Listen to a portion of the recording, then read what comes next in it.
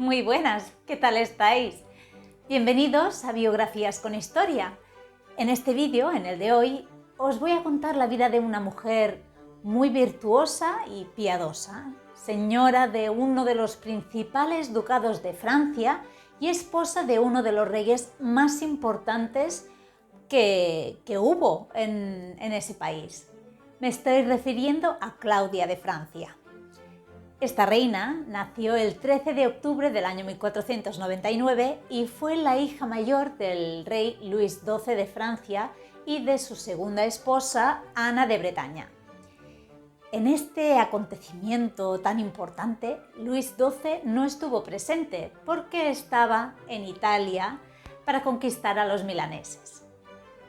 Aunque su primer hijo no fue un varón, el rey estuvo muy contento, la verdad. Y a modo de curiosidad, los cronistas cuentan que cuando presentó a su hija a Luisa de Saboya, lo hizo con una frase muy reveladora. Le dijo algo así como: querida, aquí te presento a tu futura nuera. Y es que en mente el rey Luis ya tenía la idea de casar a su hija con el hijo pequeño de Luisa de Saboya, que era Francisco de Valois, duque de Valois y conde de Angulema. Pues este Francisco I, al existir la ley sálica en ese momento en Francia, que impedía a Claudia a que heredara el trono, pues él sería el que sucedería al rey en caso de que éste muriera sin un delfín. Delfín es el título que se otorgaba al hijo heredero del rey de Francia, a modo de puntualización. Pero a la madre de Claudia, la reina Ana de Bretaña, no le gustaba nada este pretendiente. Ella lo que quería era que su hija se casara con Carlos de Habsburgo, nieto del gran emperador Maximiliano, y este Carlos que estamos diciendo sería el futuro Carlos I de España. El 30 de abril de 1501, a espaldas de su mujer, Luis XII firmó un documento favoreciendo la unión de Claudia con Francisco de Angulema. Pero años más tarde, el 22 de septiembre de 1504, el rey acabó concediendo la mano de su hija a Carlos de Habsburgo mediante la firma de un tratado, del Tratado de Blois. Como ya os habréis dado cuenta, todos estos tejemanejes se estaban dando cuando Claudia era aún muy pequeña. Tenía, no sé, muy pocos años, y os mentiría si dijera que sus padres nunca dudaron de si podría llevarse a cabo este enlace o cualquier otro enlace de Claudia, porque es que era una niña con una salud muy frágil. Enfermó varias veces durante su infancia y más de una vez incluso se llegó a temer por su vida. Pero bueno, la historia aún no acaba aquí, porque un año más tarde, en 1505, el rey Luis da marcha atrás a este compromiso otra vez y entrega de nuevo a la mano de su hija a Francisco de Angulema, y el compromiso se acabó celebrando en mayo de 1506, y ya este sí fue el definitivo. De lo que fue la infancia, digamos, de Claudia, se podría decir que fue una princesa muy mimada por sus padres y recibió una educación muy completa, enfocada totalmente a su papel de futura reina, y en la que sobre todo se ponía especial énfasis en la religión. Si bien se la elogiaba por lo culta que era, los comentarios acerca de su aspecto físico no eran tan halagadores. Heredó la cojera de su madre, que fue empeorando con el tiempo. Tenía estrabismo y sus rasgos, digamos, que no eran muy agraciados, a diferencia de su marido, que justamente lo que se decía es que era un joven muy apuesto, que era guapo a rabiar, muy alto, un Don Juan. Pues bien, en 1508, Francisco de Angulema, a los 14 años, se traslada a la corte del rey Luis XII, como delfín. De hecho, Ana de Bretaña, la reina, no logró darle un heredero a su esposo. Entre abortos espontáneos y el nacimiento de varios hijos muertos, solo sobrevivieron Claudia y una hermana pequeña, una hija que tuvieron después en 1510, a la que pusieron el nombre de Renata. Lo que se dice es que, agotada de tantos embarazos, la reina Ana murió el 9 de enero de 1514. Siempre hasta su muerte se opuso al matrimonio de Claudia con el conde de Angulema, pero como ya os he contado antes, el rey Luis XII ya hizo todos los arreglos en su momento y poca cosa ya podía hacer Ana. Y al final llegó el día de la boda, que fue en mayo de ese mismo año. Debido al reciente fallecimiento de la reina Ana, el matrimonio se celebró en privado. A la muerte de su madre, Claudia heredó el ducado de Bretaña, que era muy importante, y con el deseo de complacer a su marido, a su ahora marido Francisco, accedió a concederle el usufructo de Bretaña, pero siempre se negó a que se uniera a la corona de Francia, al menos mientras ella estuviera viva.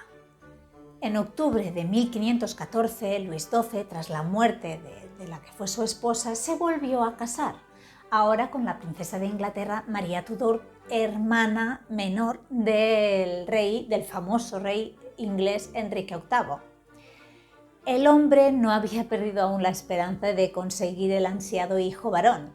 Y bien, con esta nueva reina llega también a la corte de Francia una joven Ana Bolena, que rápidamente le cayó muy en gracia a Claudia. Lo cierto es que las dos se llevaron muy bien y se cogieron mucho cariño. Este nuevo matrimonio del rey le duró bien poco porque el pobre murió el 1 de enero de 1515 a causa de una hemorragia intestinal y de ataques de gota. Con la muerte de su padre, ahora Francisco y Claudia se convertían en los nuevos reyes de Francia. Ella fue oficialmente coronada en Saint-Denis el 10 de mayo de 1517, con 18 años. Volviendo al matrimonio, circularon rumores de que Francisco inicialmente deseó repudiarla para casarse con la joven viuda del difunto rey, con María Tudor, recordad. Pero la madre del ahora rey, Luisa de Saboya, intervino y le recordó que sin su mujer, sin Claudia, perdería el importantísimo ducado de Bretaña, y parece que con este único y sólido argumento lo convenció. Entonces María Tudor, regresó a Inglaterra, ya no tenía nada más que hacer aquí en Francia.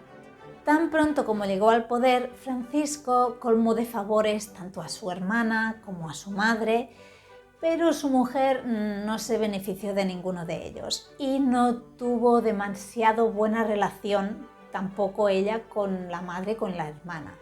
A pesar de los conocimientos adquiridos de su padre, Claudia quedó relegada a las sombras. La apartaron.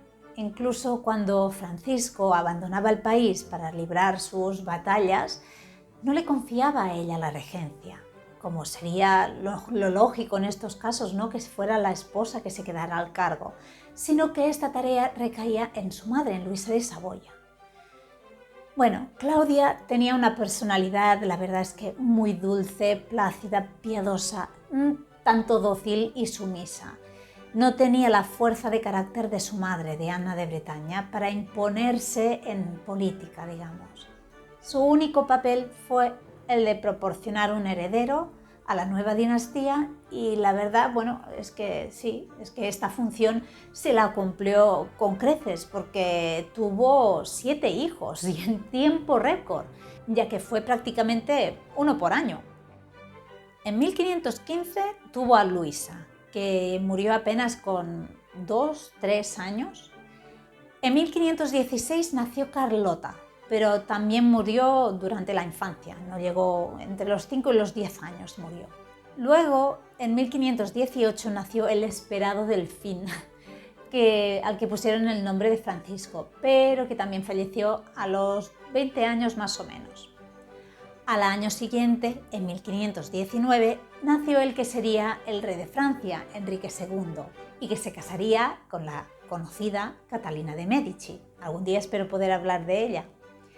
En 1520 nació Madalena, que se convirtió en reina consorte de Escocia al casarse con Jaime V de Escocia, pero murió también muy joven, creo que tenía solo 16 años. En 1522 nació Carlos, que fue duque de Angulema, que también murió bastante joven, no llegó ni a casarse. Y ya por último, en 1523, nació Margarita, duquesa de Berry. Pues bueno, pues eso, ya lo veis, lo que decía antes, ¿no? Uno por año. Entre tanto embarazo, esto le sirvió de excusa a su suegra, Luisa de Saboya, para mantenerla alejada de la vida política. Y ya no solo esto, es que ni siquiera se le permitió poder gestionar la educación de sus propios hijos. Como no podía ser de otra forma y tal y como vemos que iban las cosas, esta responsabilidad, ¿en quién recayó? Pues está claro, ¿no? En la madre y en la hermana del rey, Margarita de Angulema. Con el tiempo, este carácter tan dulce y bondadoso se ganó la estima y el cariño y el respeto de su marido, pero no su corazón. Francisco I, que era un gran seductor, coleccionaba amantes con las que Claudia no podía competir. Si la reina sufrió con las infidelidades de su marido, que imagino que sí, no lo demostró, permaneció impasible y se refugió en la religión.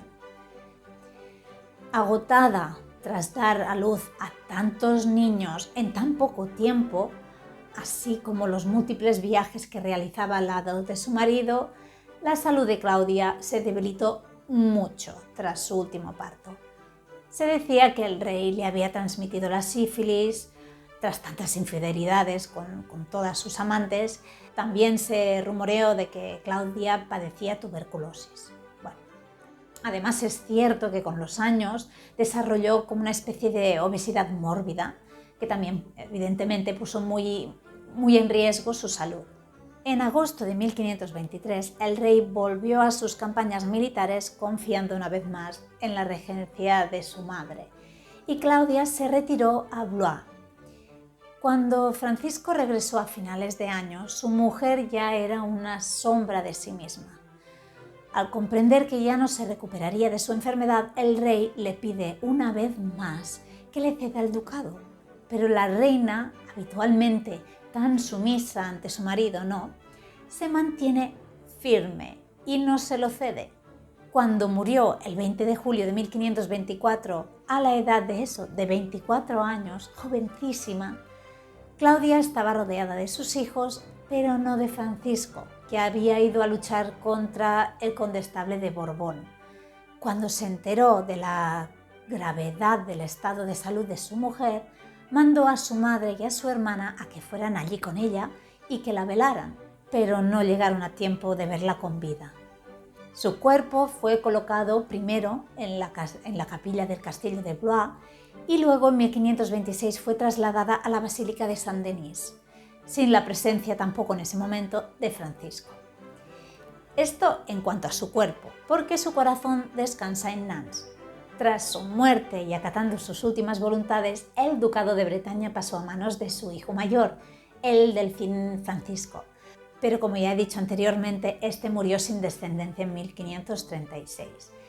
Y entonces el ducado pasó a manos del otro hijo, del hijo menor, el futuro Enrique II. Y como este acabó convirtiéndose en rey a la muerte de su padre, de Francisco I, en 1547, entonces sí que Bretaña quedó definitivamente adscrita a la corona. El recuerdo de la buena reina, que es como muchos pasaron a llamarla, ha perdurado en el tiempo y curiosamente y gracias a una ciruela verde, lo habéis escuchado bien. En 1557 un botánico llamado Pierre Belon, que estaba pensionado por Enrique II por el hijo, desarrolló una nueva variedad de ciruela a la que le puso el nombre de esta reina. Y hasta aquí la curiosidad, ¿no? Pues bueno, también hasta aquí acaba el vídeo de hoy y espero como siempre que os haya gustado y nos vemos muy pronto. Recordad que para entender el presente y el futuro hay que conocer el pasado. Os mando un beso enorme a todos y a todas.